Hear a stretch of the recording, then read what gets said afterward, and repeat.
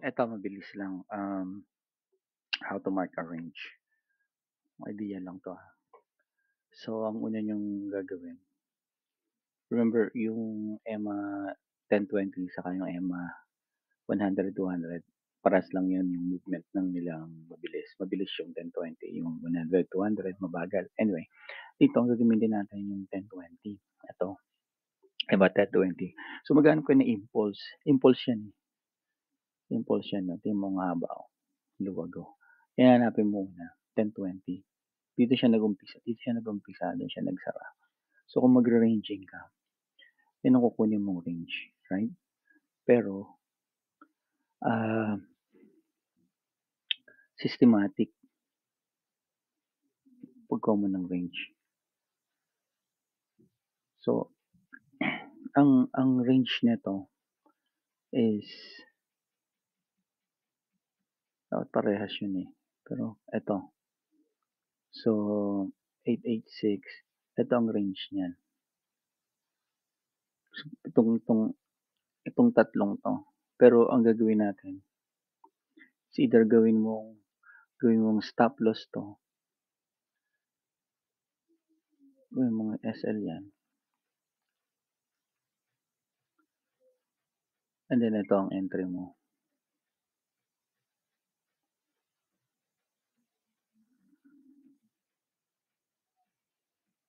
Yan ang potential entry mo.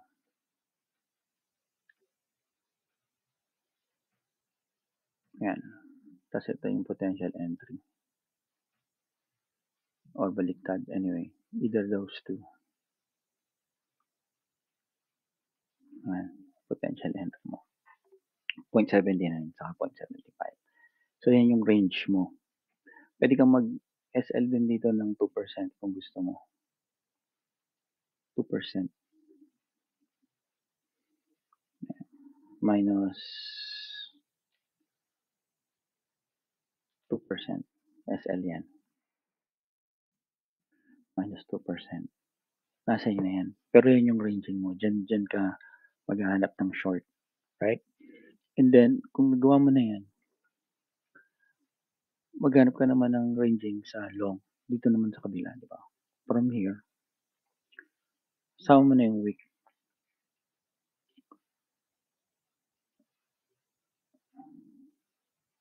Yan. Dito. Mas kabisado akong gamitin yung isang. So, parehas lang yan, pero mas kabisado akong gamitin ito. So, same thing.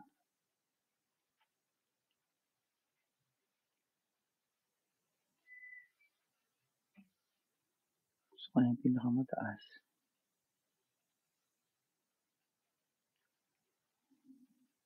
Hindi umabot, oh. So, pwede mo palang gamitin din itong, ayun yung 0.62. Pero kasi to, ang bias nito is up. Ang bias nito is up. So, most probably, maigsi nga yung sa ilalim nito. Ay, hindi din. Mahaba din. Anyway, ito yung range nito. Kung isipin mo, from here to here. Yan. Hindi umabot sa 0.7 yun. Pero umabot sa 0.5. Yan. 0.5. Anyway, idea lang naman yan eh. So, ito yung range niya. Yan yung potential yan sa 0.06. 0.62. Yan. Idea niya yan. And then, ito yung susunod. Mag 2% na lang kayo kung saan kayo mag-entry. Potential 2. Ito.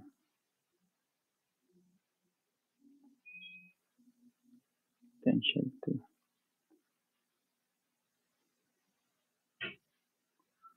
And then SL. Kung saan mag-entry, 2%.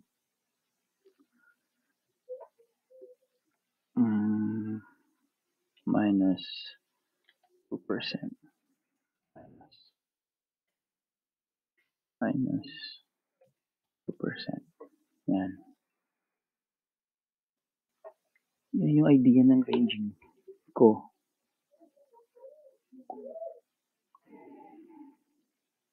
Not much accurate pero pasok naman to sa deviation.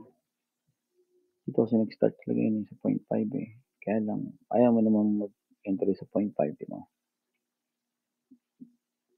So, dito na lang. Gamitan nyo na lang ng, ayun, pwede mo kayo hindi mag-enter dyan eh. Kita nyo na yung 1020. Pero at least may ranging na kayo. Okay, that's all for today.